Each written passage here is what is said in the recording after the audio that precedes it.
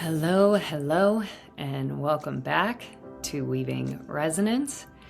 Today's conversation, I am just beyond excited to share it with you because a few months ago in April, I gave myself a gift of an astrology reading, and I sat down with today's guest, Leslie Galbraith, for that astrology reading, and she had came highly recommended by a dear trusted friend, Sarah Biffin, if you're listening. And I was blown away by Leslie's ability to decode a birth chart and to do it in a way that really taught me a lot about how astrology works, because I'm definitely a novice with it, and to also be able to pinpoint who I am, why I'm here, and where I am transitioning in my life. And what I love most about Leslie is her approach and how you could just tell that she lives and breathes this kind of work, which is such deep embodiment. And her transmission, which you will see today, I mean, you are really in for a treat in terms of learning about all things astrology. She really breaks down things and concepts that I had no idea how they worked. Every time I look at a birth chart, I'm just confused. And Leslie really cleared that up for me during this interview. So in this conversation, we really explore astrology as a map of the soul. So we talk about planetary cycles, transits, birth charts, and so much more that like I said, I think you'll be really excited, especially if you're a novice like me. You'll be able to then, after the session, really go in and look at your birth chart and hopefully book a session with Leslie, because she is fantastic and can, like I said, decode in a way that I don't know anybody else that can do that. So you are in for a treat, whether you're completely new to astrology like me or have been studying it for years. I think you'll find something in this conversation that helps you see yourself and your journey in a completely new way. So buckle up, take a deep breath, and let's dive in. All right. Hello, and welcome back to Weaving Resonance. I am very excited to be sharing with you today someone that I've had the honor of working with in the past, Leslie Galbraith. I didn't know how to pronounce her name before, but here we are. And Leslie is an incredible astrologist and gave me a reading just this past birthday of mine on April 7th when I turned 42. And she was highly recommended. And actually, I didn't even get to tell you, Leslie, that after you did my reading before, because we got connected through a mutual friend, Sarah Biffin, who was like, oh, this is like, I was like, do you have an astrologist? And she was like, say no more. Like, just here she is. And after I had my reading with you, my friend Annabelle Bousset, she was like, oh, I know Leslie. Oh yeah, I work with her all the time. Oh yeah. So it was so funny. I'm like, wow, Leslie really is the person. Like, she is the go-to person. Everyone knows her. So thank you so much for being here. So excited to talk with you. And as I was mentioning to you before we hop on, we're just going to take a quick moment, get into our bodies, right? The listeners know, if you've listened before, we just kind of take a second, not a full-blown meditation, just to get into our bodies. So full body listening. So wherever you are, whatever you're doing, driving a car, going for a walk, sitting down, see if you could take a moment to just pull all of your awareness, all of your attention, your focus into the center of your heart. And just by doing that, sense your heart awakening, this space of connection to yourself, this space of connection to the heartbeat of Mother Earth, to the heartbeat of the universe, and to all those heartbeats in between, all those nodes, all the people in your life, the animals, the elements, the stars, the moon, the sun, the planets, the galaxies. And see if you could just sense from that place, feeling your whole body awakened, connected to your heartbeat that connects to every single rhythm that exists and has existed and will exist. Beautiful. So from that anchored place, we can come back to just listening, to being with one another. Once again, welcoming Leslie here. And Leslie, I would love if you could just give a little background around who you are. You know, I already said you're an astrologist, right? But what you do, maybe what makes you unique in this field. And as I shared with you before, I love to start with like this thread of how did you get here? So maybe starting with where were you born, right? How does this path get you to here? And then what you're doing now. Thank you for having me. And I'm honored to be on your podcast. And as you mentioned, got introduced to you by Sarah. And then I went to look at your Instagram, of course. That's what we do now. And I was like, wow, powerful lady. So thank you so much for having me be on. And you know, I really, really resonate with so many things that you share online. You know, I mean, these little things that you say are just so powerful. Just, you know, a few sentences. The other day you talked about when people cry in their session. And I was like, because that happens almost every session that I have too. And, you know, it is a powerful release, and it does really shift people. So I just want to say thank you first for having me. And I'm so honored to be here. So I was born in Wisconsin, just north of Milwaukee, but mostly in farmland. So I grew up very connected to nature. I have a big family. I have 5 brothers and sisters and 11 nieces and nephews. So a lot of family stuff growing up. My mom was also very religious, Catholic as a kid. So I went to Catholic grade school and was very connected to this sense of like a God when I was young, but very quickly kind of was like, there's something off here. And not to... Everybody has their beliefs, and I appreciate and love everyone for whatever they want. For me, it didn't quite resonate. I felt that I was seeing a lot of hypocrisy.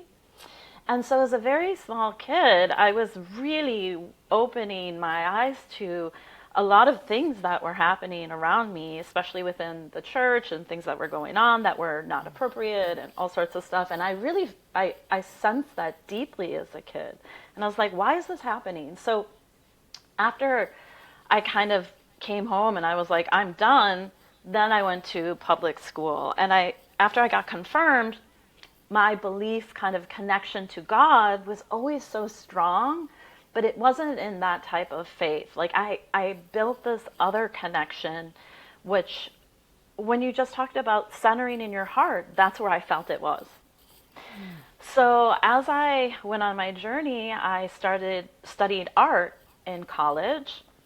I went to the University of Wisconsin-Madison and I got my art degree.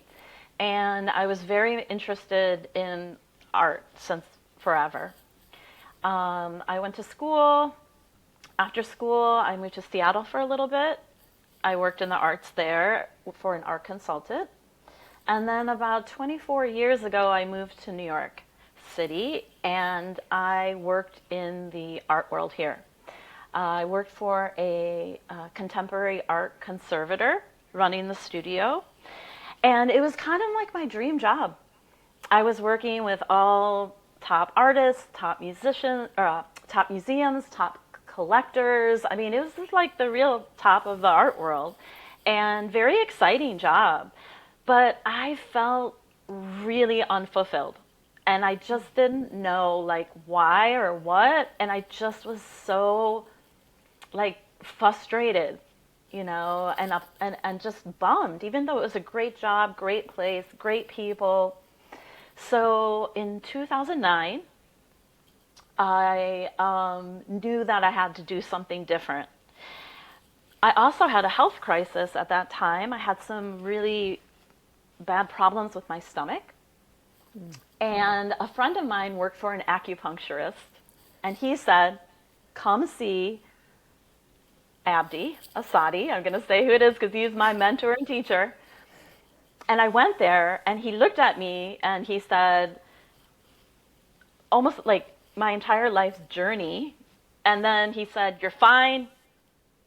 Get on the table. And then he put some needles in me. And 20 minutes later, I left.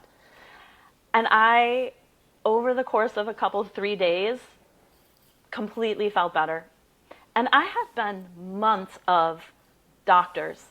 I had gone to gynecologists. I had gotten an endoscopy. I had gone to gastrointestinal. I mean, I had been through the whole ringer of doctors. Probably, I think I saw 8 or 9 doctors.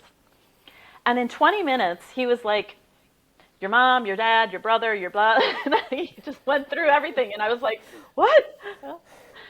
And then I felt so much better. And 2 weeks later, my friend, who was his assistant, called me and said, I need to find somebody to fill this position. I'm going to start my own business. And I said, me. And he said, okay, let me ask him.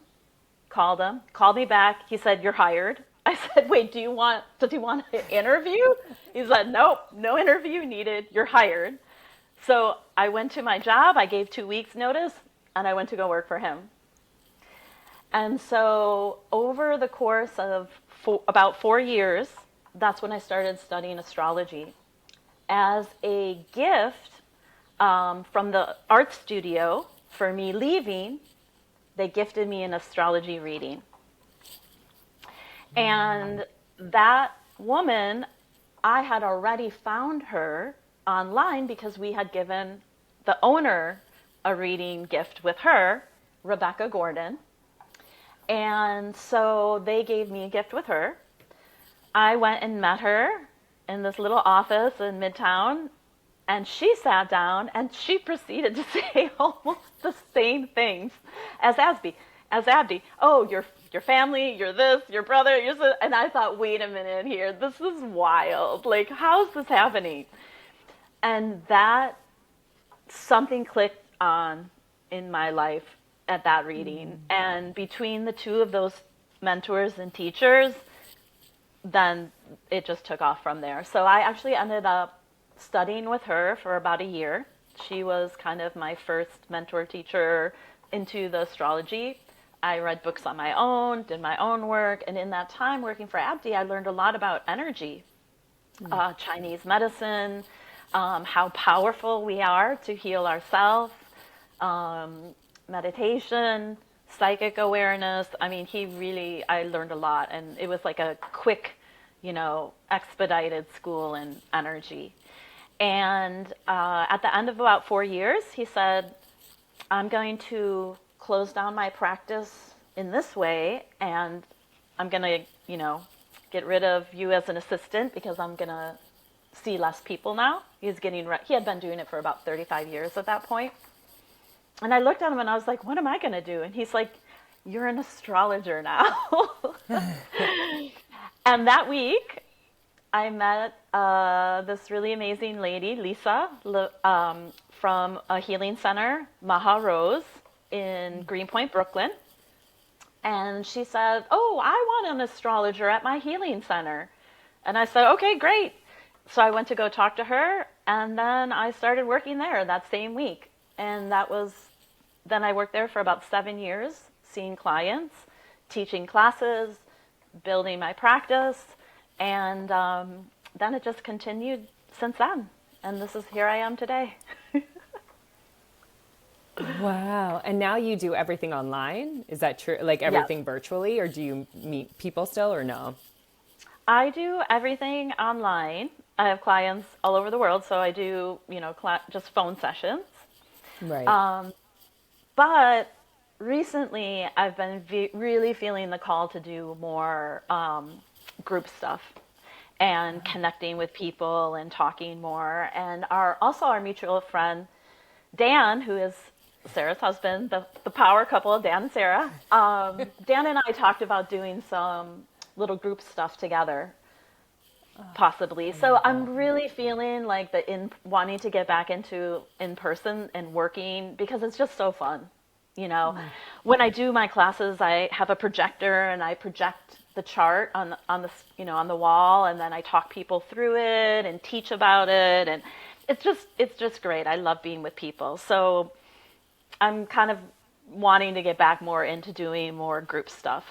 So that's coming up. Yeah. Amazing. Yeah.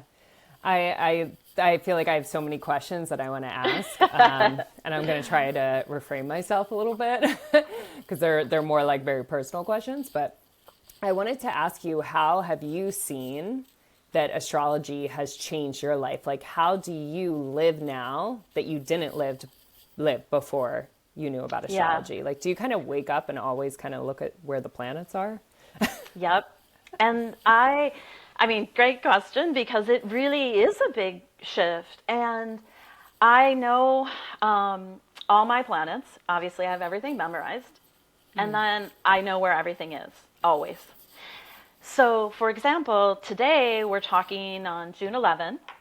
And this morning, the moon moved into Taurus. The best way to get your toe kind of into understanding how to live with astrology, because again, the astrology, if we think about the weather, cliche, it's hot, it's humid, the wind is this, the pressure is this, right? Astrology is the emotional weather of the field. That's what the description of it is. And the easiest way to kind of tap into starting to understand, if people are curious about it and interested about it, is to know where the moon is and follow the moon. The moon is the emotional weather. So every 2 to 3 days, the moon is going to change signs. And obviously we hear out there, oh, it's a new moon, it's a full moon, you know, all these practices, new moon initiation, full moon releases. But every 2 to 3 days, the emotional weather of the collective is going to shift. So if you know, is the moon in an earth sign, a fire sign, an air sign, or a water sign today, you're going to get a tap into what's the vibe out there. You know, today the moon is earth. It's going to be grounded. All the food is going to be amazing. Everybody's going to look beautiful in their clothes. The music is going to be incredible. You're going to notice little more birds chirping everywhere. I mean, when we get the moon in Taurus, that's its exalted place. So it's one of my favorite moon days of the month is the moon in Taurus. If the moon is in a fire, people are going to be amped up. You're going to have Aries moon. Someone might cut you off, like me first, you know, there's going to be fire energy. Sag moon, there's going to be a party. Leo moon, it's going to be fun, creative. If we're getting into an air moon, there's going to be a lot of communication, especially on a moon that has a Gemini, like your moon, right? You have moon Gemini. That might be days when there's a lot of emails, a lot of text messages, a lot of phone calls. Any of the days when there's an air moon, and if there's a water moon, you just might feel way more emotional those days. So this is an easy way to start to get into of like, okay, where's the moon? Then on top of that, of course, then you relate it to your chart. Where's your moon? Where's everything? So to answer your question about, yeah, I follow my astrology. I know where everything is every day, and I'm always tracking it, because one of the things that we talk about is our transits. And in astrology, a transit is a planet or a luminary, the sun or moon, gets to a specific degree relative to our side, where we are, tropical astrology. What I practice, traditional classic Western astrology.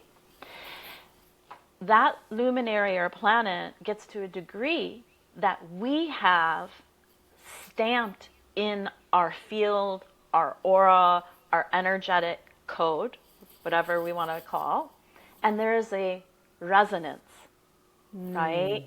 So transits a planet is like plucking a string of the instrument that we are, and there's a resonance. So when we follow our transits, and what I do a lot in my work and my practice and my consultations is talking about how are the planets today resonating where you are in your life right now. What are the cycles that you're going through? What is being called? What is the energy? So when we follow the planetary movement, that's one thing of just knowing like, oh yes, right now we're in Gemini season, right? And everybody's an honorary Gemini, right? Where's the moon? But then when it gets really interesting is when you start to develop a connection, a story, a resonance with your planets and how it's affecting them.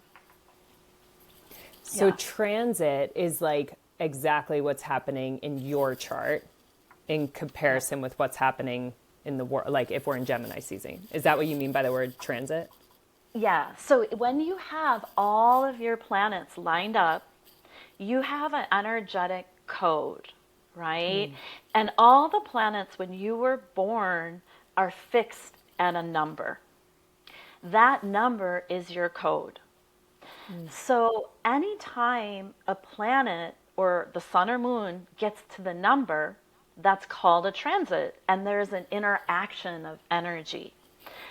What a lot of people talk about in astrology is to this prediction story, right?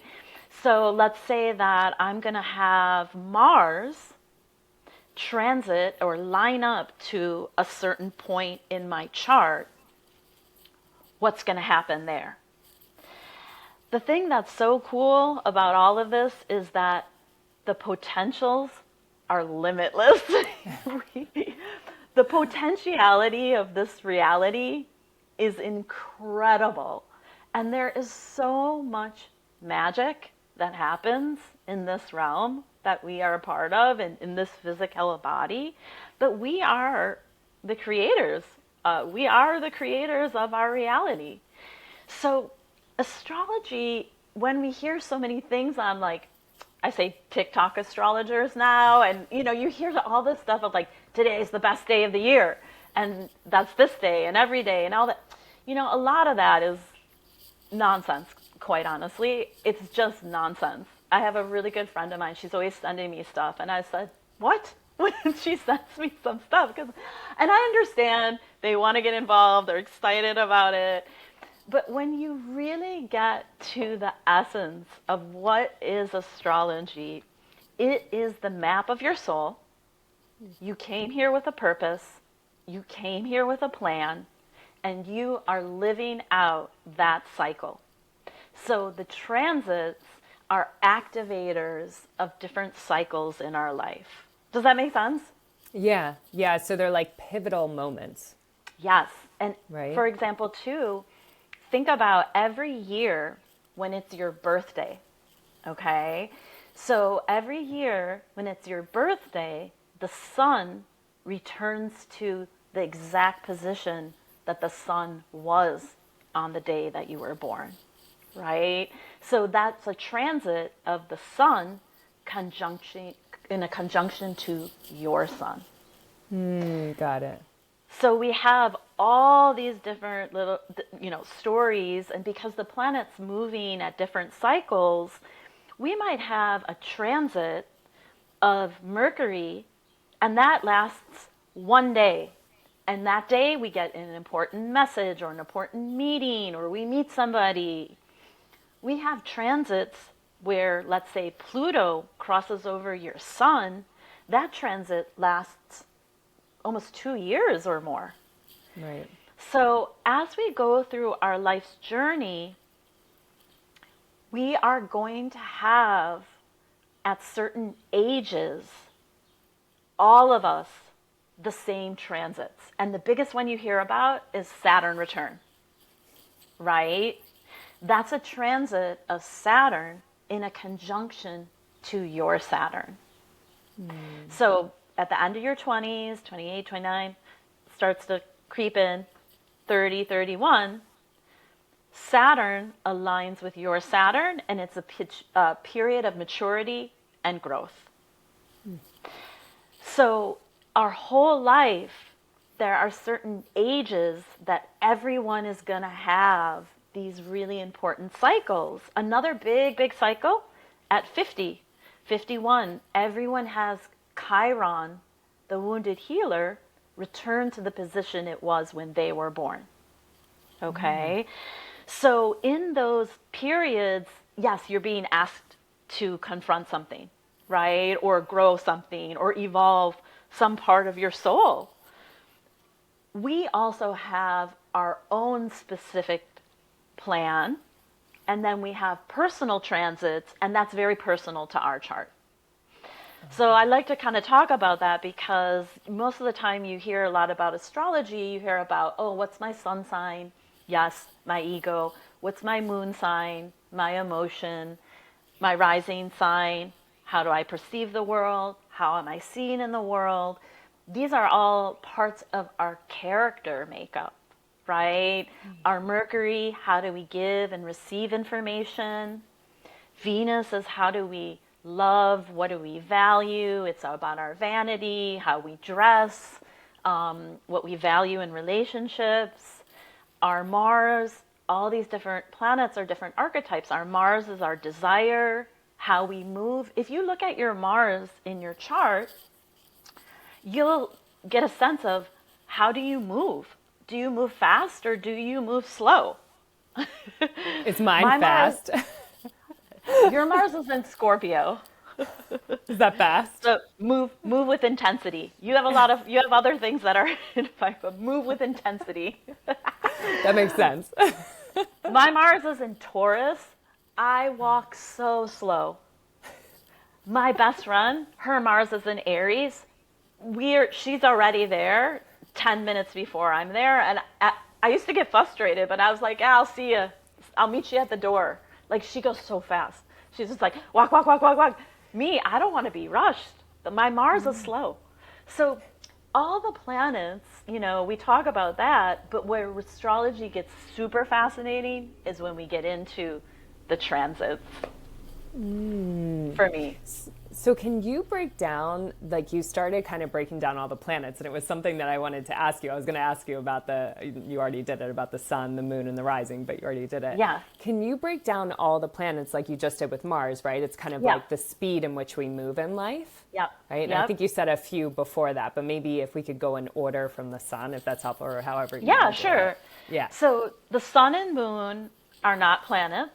They're luminaries, right? Mm-hmm. So we talk about them as the luminary. The sun, ego, our identity, and the moon, our emotion. So that's the essence when we get, who am I? How do I feel? Right? In the chart, the sun is always going to represent the father's lineage. It's going to represent the birth father, and any father figure we might have a soul agreement with. Sometimes we're adopted. Sometimes we have a stepfather that comes in. Sometimes there's a grandfather that's a part of that lineage. But the sun will always show the ancestry of father. The moon will always show the ancestry of mother. So when I get into talking, to people and doing just a general reading, I'm covering a lot of things. The first thing I'm talking about is their transits, because I want to help them understand what cycle they're in. But part of the reading, I love to go back deeper into the story of mom and dad. There are weird gods. They created us. Okay. So sun and moon, that is very clear in the chart. Father ancestry, mother ancestry, birth. And then if we have it, because we do have agreements with all sorts of soul contracts with people. So even my sister, she adopted 4 kids. That sun and moon in their chart will show their birth parents, but it also brings into the story of my sister and her story as mom, because she adopted them as babies, all of them. So sun and moon, ego, emotion, father, mother. Then we go to personal planets. Mercury, like I said, communication. Venus, love and relationship. Mars, desire and action. And because those move fairly fast, like sometimes Mercury is only in a sign for 2 weeks if it's not retrograde, those planets really shape our characteristics. So when we're looking at something that's like synastry, the chart of two people, what we're looking at is like kind of comparing, oh, what's your communication style and their communication style, right? So we really look a lot at the sun, moon, Mercury, Venus, and Mars. Those are the personal planets and luminary. Then there's a big gap between Mars and Jupiter. So then we have Jupiter and Saturn, which are our social planets, because Jupiter stays in one sign for a year, and Saturn is about 2.5, 3.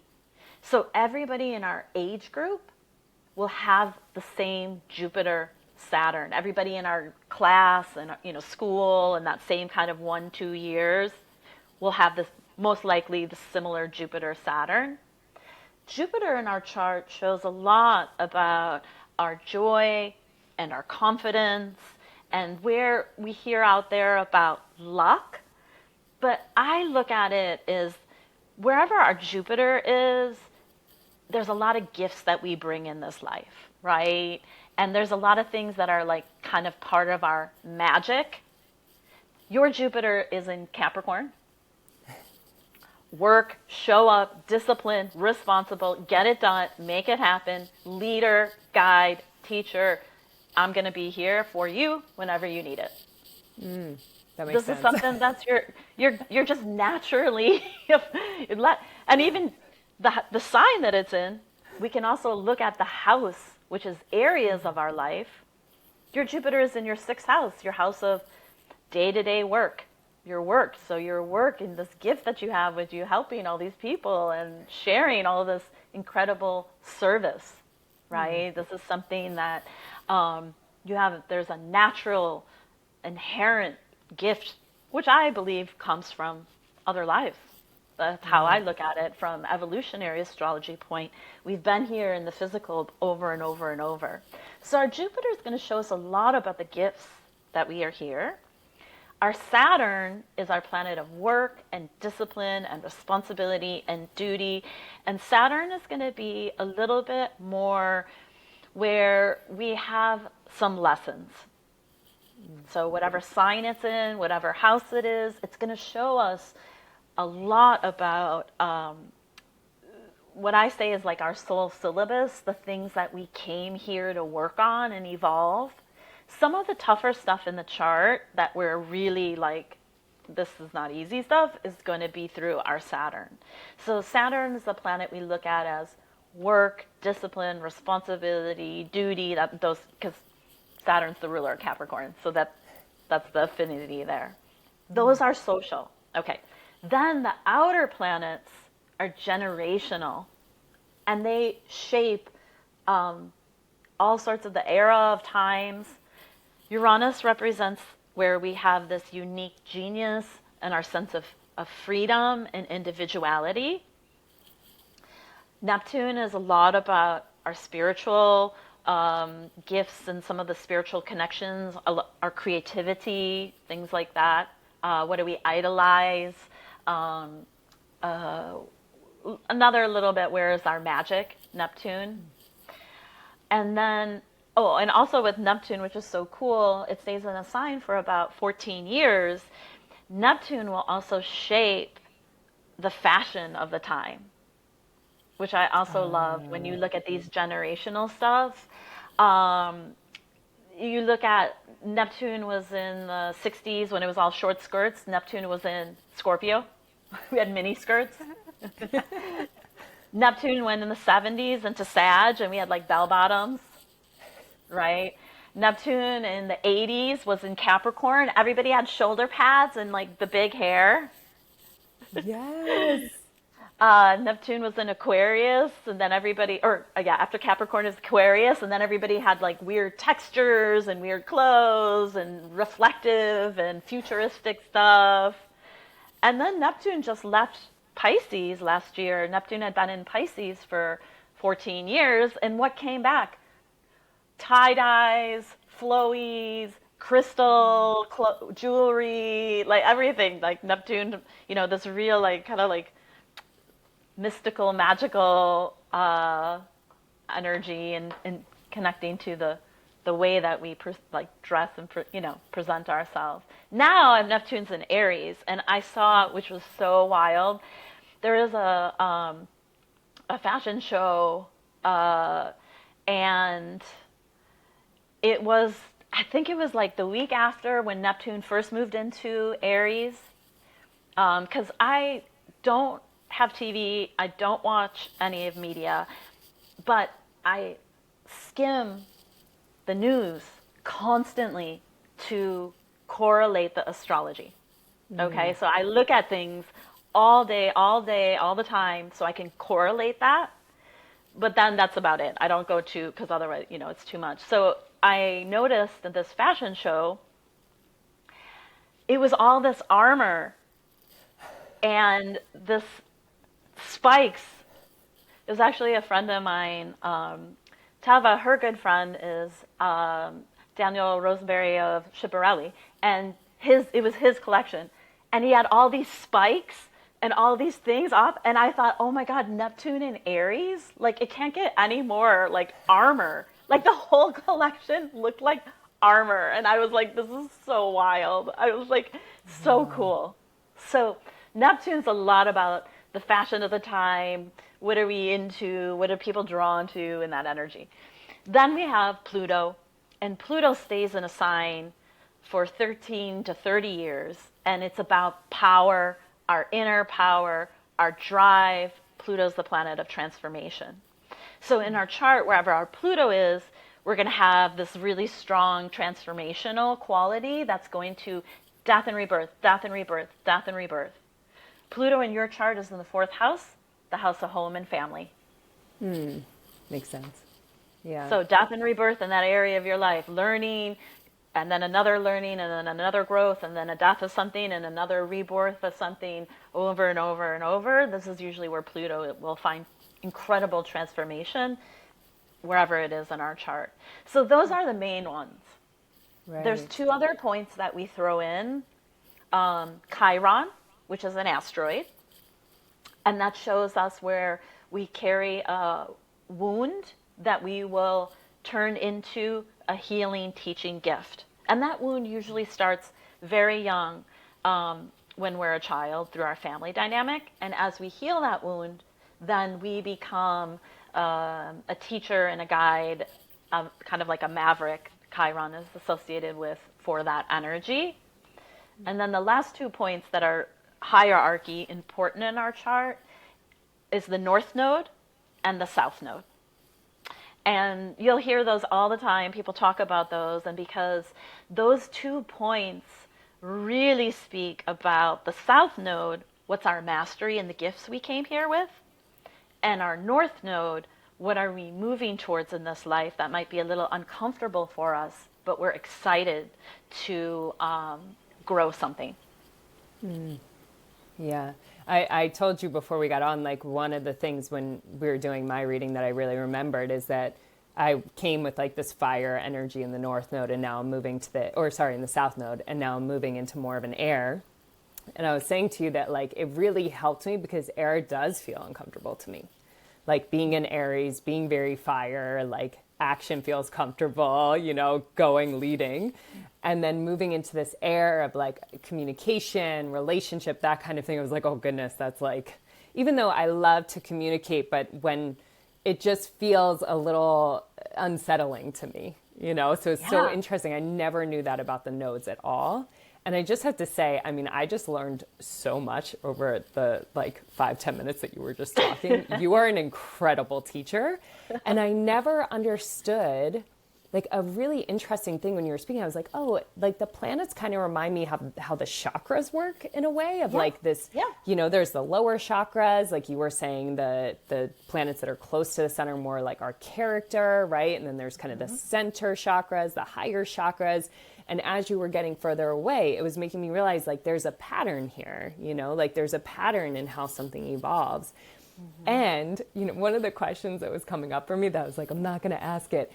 But it was so fascinating when you were talking about Neptune and you were relating it to fashion because, and I don't know if this was coming through intuitively, but when you were talking about your life being so much about art and then kind of this transition into astrology, all I kept thinking about is how much art must influence what you do, especially like just the chart in general.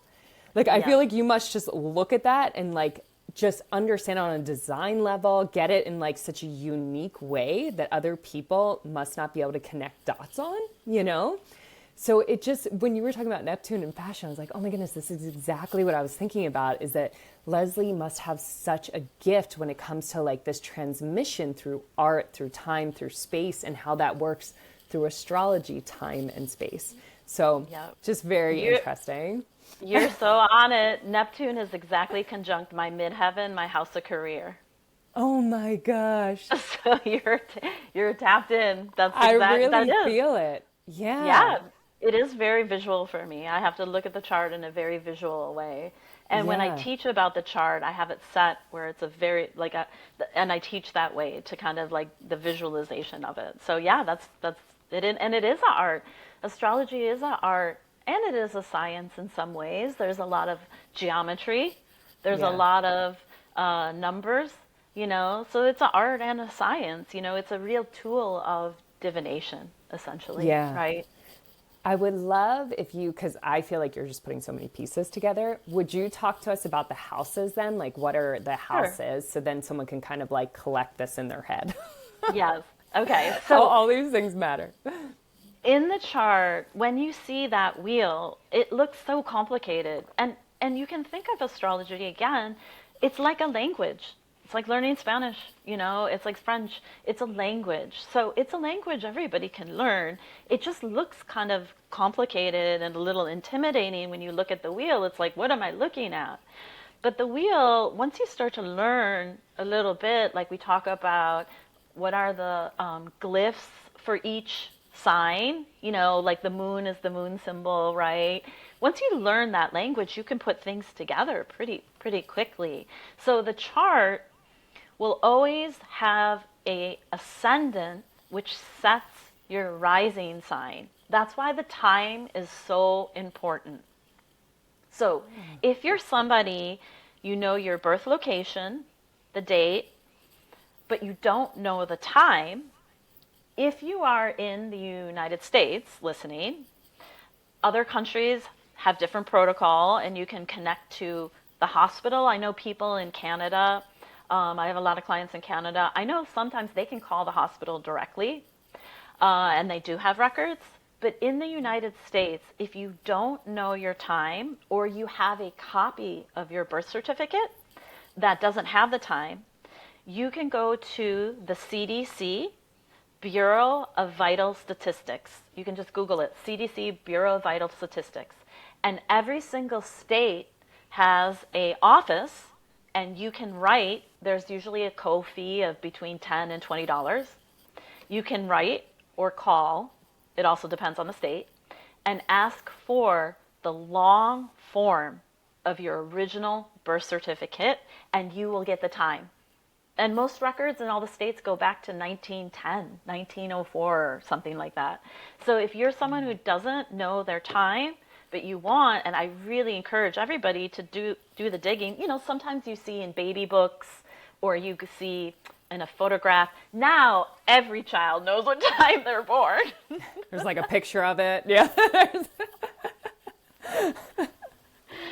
And you see these like little memes of like, hurry up, it's going to be a Aries rising, like, or something, or go slow down, so now, okay. But for us older people or people who don't, you can get your time. I encourage you to get to time. Why the time is important is because that sets the wheel of the chart. So whenever time you were born, whatever constellation was rising on the eastern horizon marks the beginning of what's called your first house. And in that circle, you're going to see 12 pieces of pie. Those are 12 houses. Each house represents a different area of our life. Okay, so we have the planet. What is the archetype? What is the energetic experience of our ego, the sun? How does it express itself? The sign it's in. And where in our life is that going to really shine? What house is it in? So you were talking about your Aries sun, right? Your Aries sun is in the 10th house, the house of career. So you're going to be seen and people are going to find you. And your work is going to be important to your identity in this life because your sun is connected to your work in this life. Now, what does that mean? That's very personal for you, right? That's not to say you have to be out there. You have to be, everybody has their own path, right? But we know with the sun in the 10th, what your work or your sharing in the world, and this is one of the parental houses, 4th house and 10th house. Those are the houses of our parents, parental, mom and dad. So sometimes I'll see a sun in the 10th house and I'll talk to somebody and they'll be like, yeah, my life's work is being mom. I'm like, yeah, makes sense. You know, maybe they don't have a job and they didn't want to work or they're not interested in that. Their life's work is being mom. Or you might see the life's work. This is my career. This is what I'm building. This is what I'm working. This is kind of like my legacy or the things that I want to share and leave here. So the houses are areas of our life. And you'll see whatever the archetype planet is, and the house, it'll be a correlation to that energy. And some of us have planets in all houses. Some people have 5 planets in one house. You might see a chart and there's 5 planets and they're all in the 11th house, the house of community.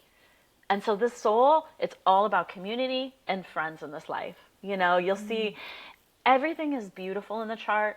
In astrology, we say nothing is good or bad, and there are 0 coincidences. Everything is purpose and energy, always. Wow. It's just, I feel like everything that you're saying is making me really understand the map. And I'm such a pattern person that the way that you break it down, even when you were saying like the wheel stops or starts, I guess you could say, the moment, the time that you're born, that made so much sense for me. For some reason, what I was seeing is like, you know, when you go to like arcade kind of thing and you like pull down the wheel and then it spins to see like what number you get, you know, like it was just such a cool way to kind of say that of like, this is when it starts. And I appreciate what you were saying about the time, because I don't know if I said this when we had our session together, but I never knew the time I was born until I turned 40, or I think I was like just about to turn 40. I was 39 and we were cleaning out my mom's house a little bit. And all of a sudden we found like I'm the youngest of 7, right? So like all the birth certificates, and I'm going through it and I literally could not believe my eyes. Like I was like, I cannot believe I just found out the time I was born. Right. Amazing. And it took 39 years. Like I just thought it was a lost information. So I love that you started by saying that, because, you know, I personally know what it's like to not have the time you were born. What's also fascinating, and I just want to share this with you, not for any reason, but my kids were born at the exact same time, and not on coincidence, but the exact same time, same place, same doctor, same time, not the same day. But just like wild that when you said, I was like, oh my goodness, how crazy that like that time is so important. So they have the same rising sign. Yeah. Just so interesting. Wild. It's That's just, so I'll cool. have to like look into their stuff. Yeah. My friend Annabelle is always telling me to do that because she just, like you, her life, she looks through the lens of astrology with everything, which I so much admire. And I feel like you're really inspiring me to do that right now, just from understanding. So, I know we have to start wrapping up, but I wanted to ask you if this is even something that you would be open to doing or would even know. Is there anything that you could share about the current, emotional climate that we're in right now collectively based off of astrology? Because you gave us so much potent information individually, which I'm so grateful for, because I feel like now people can go look into their stuff and then also find you so that you can help connect these dots. And I do want to say, just like how you started this by saying, when I shared on Instagram that most people, when they do a reading with me, they cry, and how you were saying the same with you.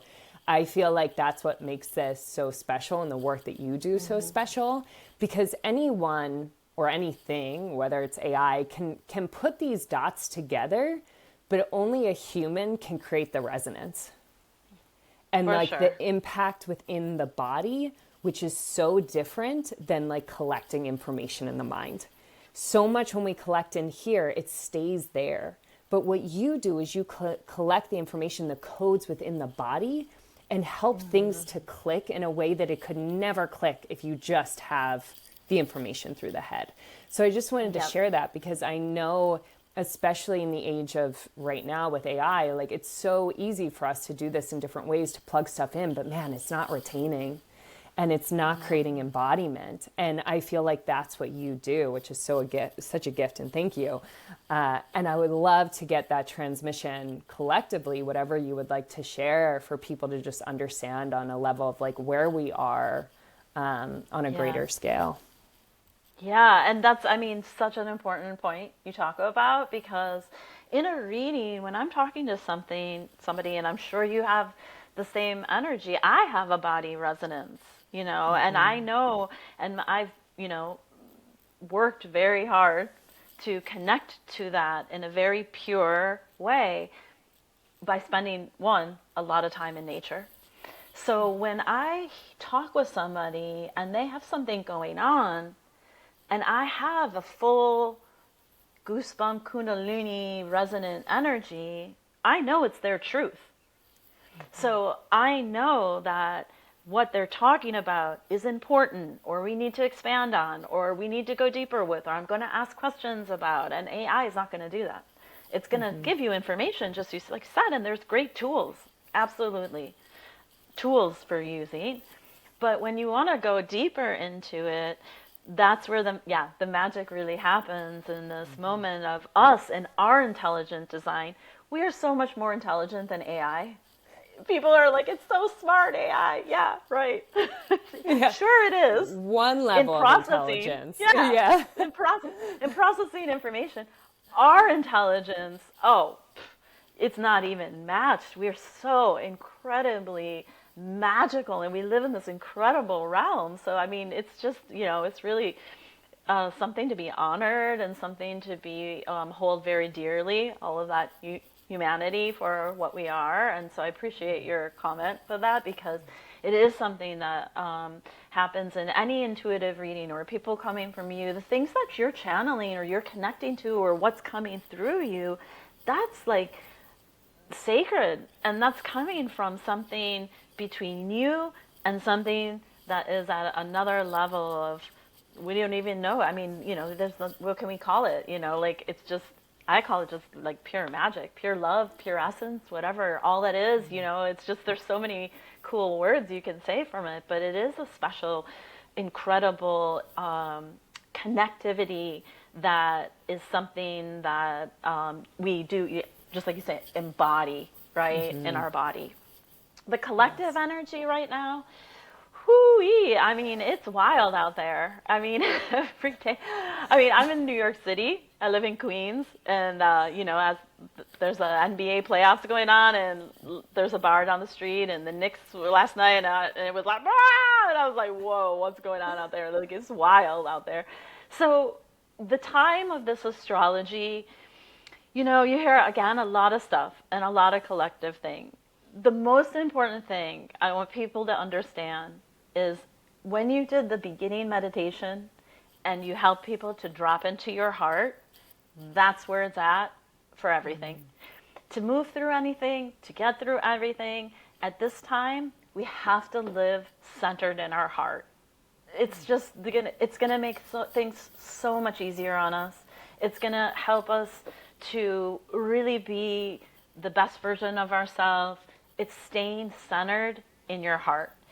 The collective astrology is, it's wild. We're about to go into 2 months in July and August of some super fantastic astrology. And you'll hear that again. Oh, it's wild. This only happens.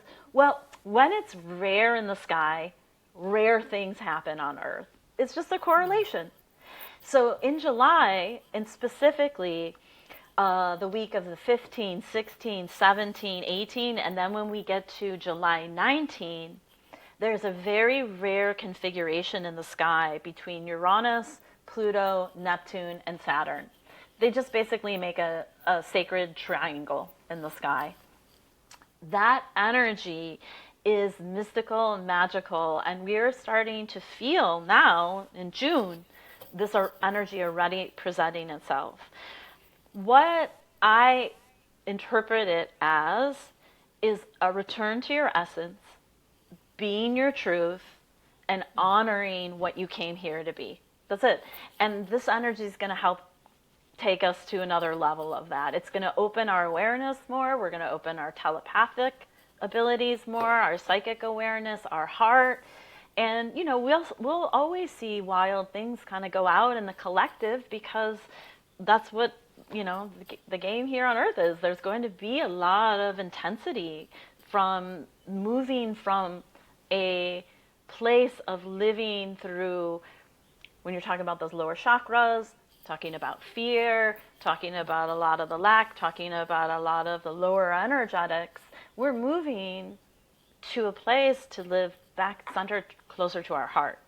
So the collective energy in July, and then we have 2 eclipses in August, is a really amazing opportunity for all of us to just be real with ourselves, see where we're at, see where we want to be, and how can we kind of close more of those gaps. And that just means by showing up every day and doing what we can. We don't have to figure it all out. We don't have to know everything. We don't have to have a plan, but we're just living to our truth and being centered in our heart.